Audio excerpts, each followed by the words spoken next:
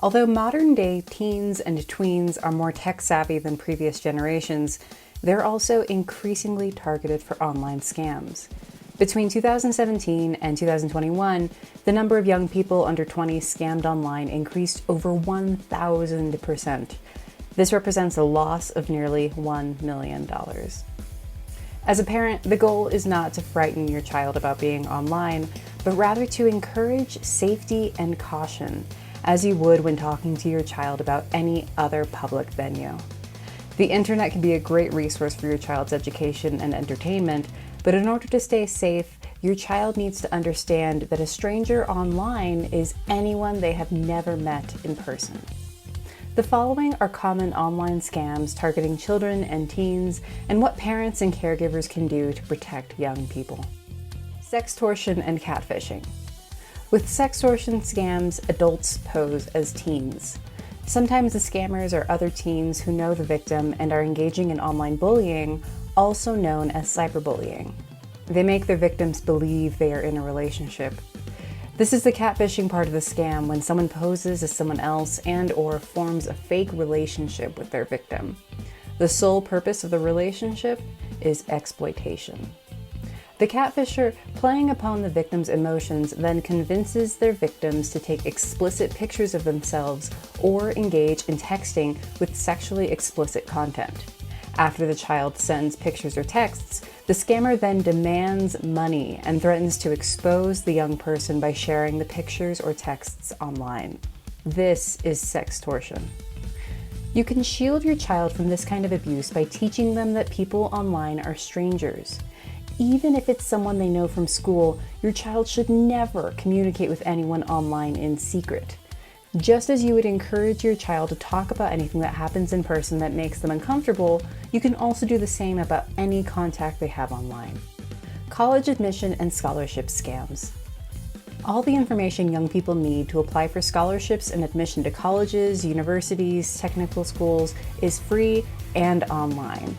There are some reputable companies that offer assistance in this process, but other companies promise to help and then don't fulfill their promises. Some clues that the company might be perpetrating a scam include using high-pressure sales techniques, guarantees of college admission, or promising to reveal guaranteed scholarships after receiving credit card information. Other companies charge $1,000 or more for a guaranteed scholarship, then offer the student a $200 scholarship. No reputable company would guarantee admission or scholarships. Social media scams. Tweens and teens are online for several hours per day. In that time, they are bombarded with ads for a wide range of products and services. Some companies, particularly ones not based in the United States, fraudulently offer products such as clothes. Sometimes the clothes never arrive. Other times when the clothes arrive, they look nothing like the pictures of the clothes. Most companies that have products that would appeal to your child also have reviews. Check the online reviews. Avoid ordering from companies with negative reviews or companies that haven't been reviewed. Discourage your child from placing online orders without your supervision. You may not know that children under 13 are over 50 times more likely to have identity stolen than adults. Children's identity theft occurs when someone acquires the child's social security number and uses it fraudulently to open a bank account, get loans, or apply for credit cards. Protecting children from identity fraud calls for vigilance from parents and other responsible adults. It's a highly profitable scam that is hard to detect. It's important that parents know who their child communicates with online and that they don't share social security numbers with anyone or use them as passwords.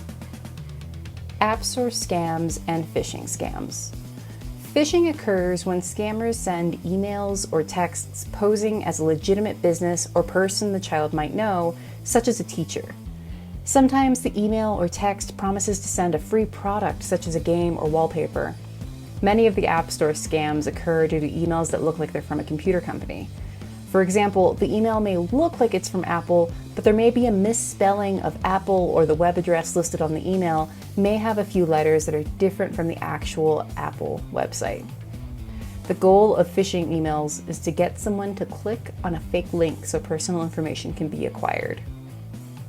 You can teach your child to recognize phishing emails and texts.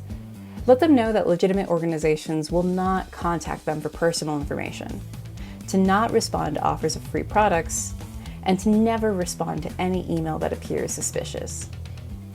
How to protect your child from online scams. Teach your child to recognize fraudulent websites. Websites with misspelled words in the URL or in the website content are red flags for fraudulent sites. You can also increase your child's online safety by blocking pop-ups and requiring a parent's permission to approve purchases. Don't share passwords, even with friends. Teach your child to never share passwords with anyone other than you. Sharing a password with a friend could result in identity theft should the friend lose control of the password. Don't share personal information. Be specific when talking to your child about personal information. They should know that their personal information includes the name of their school, their social security number, telephone number, address, and any kind of banking information.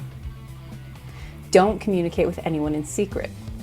Your child should feel comfortable talking to you about the people they communicate with online. They should tell you immediately if anyone asks them to keep secrets or do anything that makes them feel uncomfortable.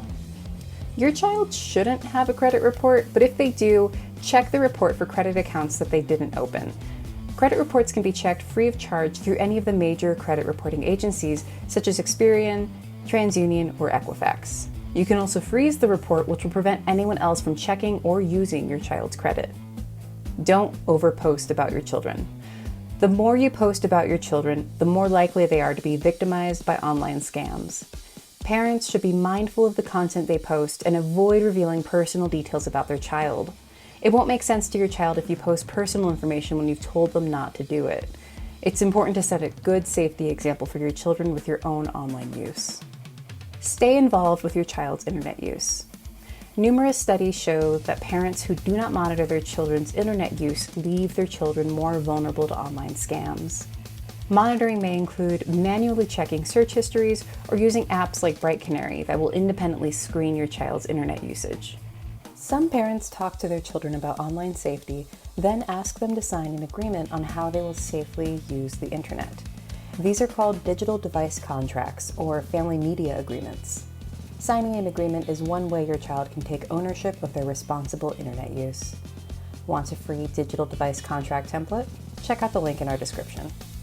That's it from us at BrightCanary.